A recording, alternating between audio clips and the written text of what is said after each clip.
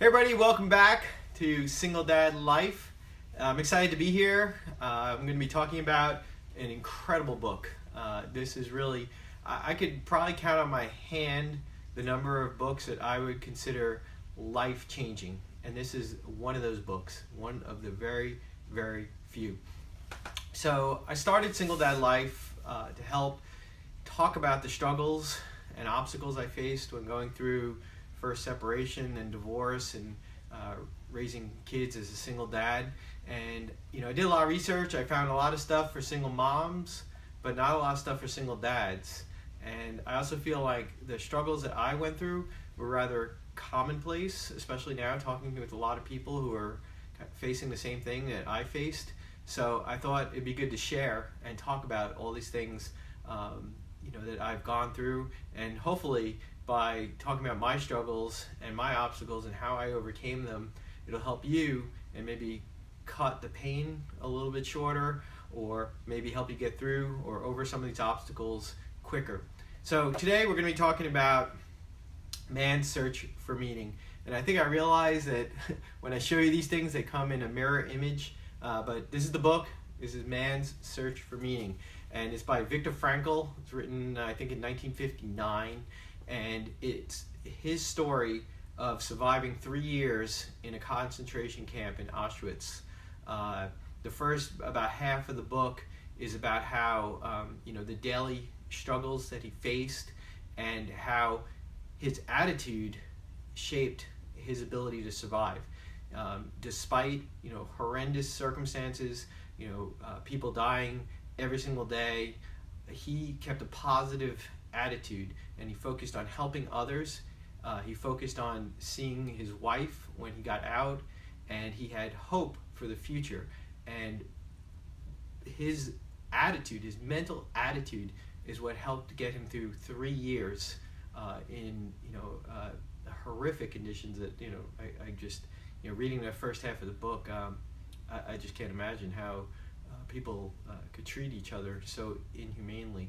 But the first half of the book, that's what it is about. And I'm not going to ruin anything for you, but unfortunately, when he gets out, he finds out that his wife died in another concentration camp, as well as both of his parents.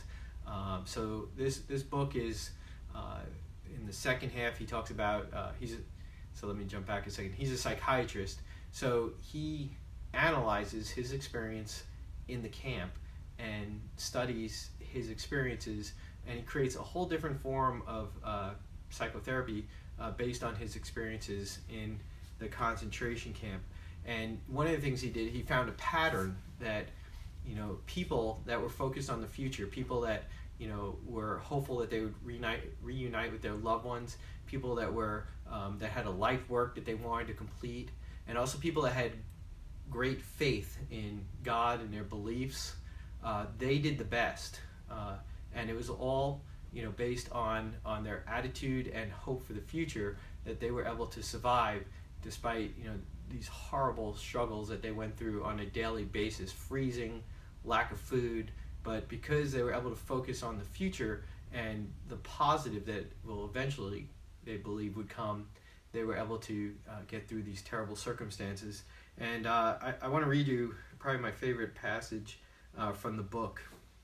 It says, "We who lived in concentration camps can remember the men who walked through the huts comforting others,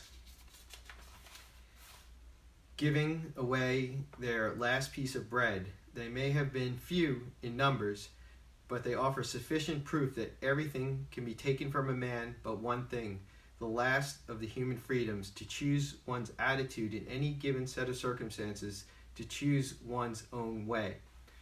So to bring this back to single dad life, when I was going through the divorce and separation, it was horrible. The circumstances were terrible. I was very depressed. I was sad, but I saw hope in the future. And it took some time, but I was able to really get through my struggles and overcome the obstacles, because I believed in the future, and I believed it was important for me to be happy and to be a beacon of hope for my children. So that was before I read Man's Search for Meaning, and this book really just drove home the point that you control your own attitude, you control your own destiny, and it's important. The future always has hope. The future, it's amazing how quickly things can change in less than 2 years. About now, my life is completely turned around. Everything is, I would say, pretty good. I want to knock on wood, because life likes to kick you in the ass when you least expect it. But the future always has hope, and this book is just amazing. It is. I think it should be required from middle school through college. It doesn't matter if you're, I think, around 15 or so years old to 100 years old. This book really gives you the search for meaning in life. So I highly recommend Man's Search for Meaning. It is an awesome book, and it can really just open your eyes to how we control our own destiny. We get to make choices. No matter how bad things are, you get to make the choice. You can be out there. You can be the one helping others, even when you're in in a concentration camp in the worst of possible conditions. There were still good people. So that's Man's Search for Meaning. I'll be seeing you guys soon, and I really appreciate all the positive feedback I'm getting, all the great comments. It's just this has been a good journey for me. I'm enjoying it, and we will keep this show going. I will see you guys soon.